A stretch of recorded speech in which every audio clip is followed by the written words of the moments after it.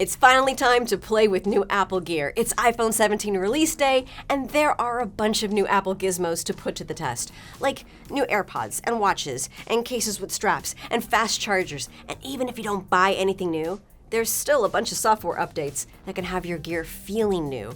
But with everything, the biggest story isn't orange phones. Without a doubt, it is the live translation feature for AirPods, and I've been testing it with the new AirPods Pro 3. You have seen some of the early reviews, but I'm going to share my experience with it. This episode of One More Thing is the start of a series of videos where I am going to give you some real talk and advice about what we are all learning as we live with these products. I'm Bridget Carey, and this is One More Thing. So this week, Apple also lent me a new Series 11 watch to try, and as this episode hits, I am picking up new iPhones, but we can get into that later. First, I want you to check out the shape of these AirPods Pro 3 and how they're different from the Pro 2. There's a bit of a different lump you can see, but more importantly, these do feel different because they are not falling out of my ears. The ear tips changed. They're made different with some foam and with more sizes, and I'm using the new extra small tips, and these have felt more snug, and I even did the thing that gives me great anxiety. I walked around New York City over those sidewalk grates, the true test of AirPod confidence. So Apple very much improved the fit, at least for me so far this week, as I'm someone who often had AirPods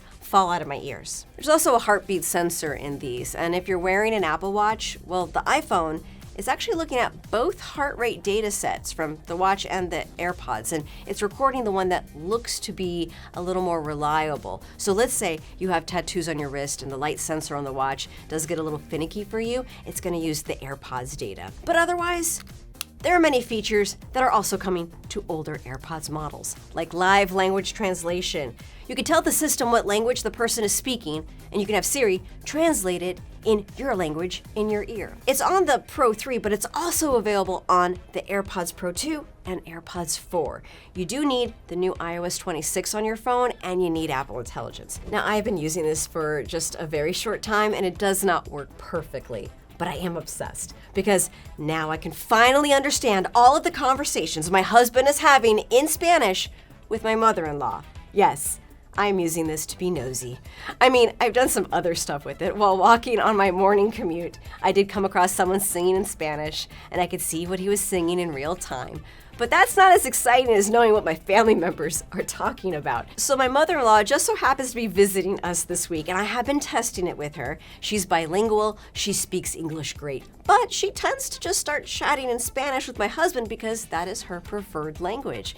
So this week, when she starts in Spanish, I grab the AirPods, I stick them in my ear, I press on the stems, and Siri, on a slight delay, starts translating in English. And now I can be like, hey, what are we talking about, guys? Before, I could kind of guess the topic of conversation with some basic words I know and context clues, but now I know what is being said, and it's amazing. And it's also hysterical because if someone curses in the conversation, then Siri is also going to curse in English. If you want to see a readout of what is being said, you just open up Apple's Translate app to follow along.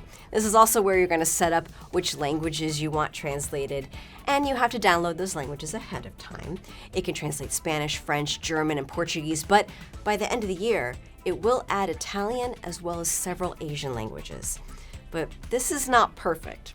This is beta, and every time I've used it, it does get some phrases wrong, which is also hysterical. So in one convo, my mother-in-law was talking about an apartment she saw with a large terrace, which is terraza.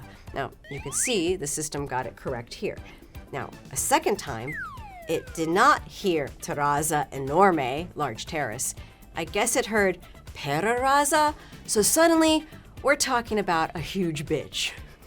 This might happen to you, so be cautious. Results may vary depending on how the person says it or what the context is, or if it's two people talking quickly, it's not distinguishing between two people.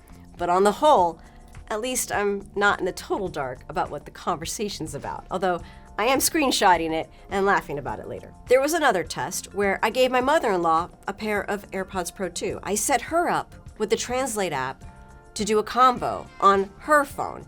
It was translating my English into Spanish in her ear. So we both were using it on each of our phones. but it annoyed her because she is bilingual. She already knows English. So she's hearing me and then hearing a delayed Siri in Spanish. So this is not for people who are bilingual, but it was interesting nonetheless.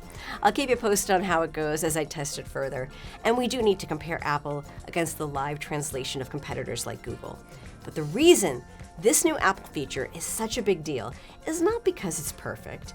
It's because AirPods are so popular, and it's likely going to be people's first experience with live language translation. There are other cool AirPods features you may want to try out. I should quickly mention them. In the updated iPhone Fitness app, there are some features that work nicely with AirPods. You can have the system just start playing a certain playlist or podcast as soon as you start a particular workout. You're gonna go into the Fitness app and click Workout, then tap the music note to set all that up. Now, if you don't want to pick a particular song or playlist, it can pick the music for you, which is what I did. And it can all be done hands-free. You see, I start walking, it asks in my ear, would I like to record an outdoor walk? And then I nod to confirm, and then it gets scary on how well it knows me because it knows I'm an old dork and it starts playing Space Jam. Yes, this really happened, and yes, I will come on and slam if I want to jam. Thanks so much for that musical taste analysis, Apple. But back to workouts, there's this speech bubble icon where you can also set up a workout buddy. It chimes in with some positive words about your workout and it reads out your stats when you're finished. Now you pick how cheery you want that voice to be. I feel like voice number 3 is the most down to earth, but they are always very happy for you, even if you did barely any activity at all. The microphone quality of the AirPods Pro 3 are said to be better, and a lot of people right now are experimenting with using these as their main microphone recorder for their social media videos. So let's give that a quick demo with my phone so you can hear the difference and you can see for yourself and tell me what you think. Okay, I'm recording my audio now with the new AirPods Pro 3. The stems are pointed toward my mouth. How's the sound quality to you? How does it compare to what you just heard me being recorded with a microphone in the studio? Okay, so I'm going to now switch this up with something else. Okay, now I just attached a Hollyland wireless mic. It's something a lot of creators use when they're on TikTok. How does this sound compared to the test I just did with the AirPods Pro 3? I could tell there was a difference there, but is it a big enough difference that people won't want to carry around their special wireless mics anymore? You tell me. Now, if you want some phone call examples, do check out the full CNET AirPods Pro 3 review video from my colleague David Carnoy, who tested calls on the loud New York City streets. There's so much more Apple stuff to dive into over the next few weeks, including sleep scores on the watch and how we're going to be able to hack it to win and get a high score.